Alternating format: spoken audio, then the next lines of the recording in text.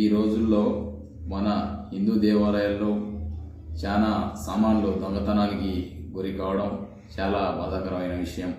అదేవిధంగా ఒక 20 రోజుల క్రితం మన మద్దూరు గ్రామంలో ఉన్నటువంటి వెంకటేశ్వర స్వామి దేవాలయంలో ఒక లోహపు గంట మరియు అదేవిధంగా దాని పక్కన ఉన్న శివాలయంలో కూడా గంటతో పాటు కొన్ని సామాన్లు దొంగతనానికి గురయ్యాయి.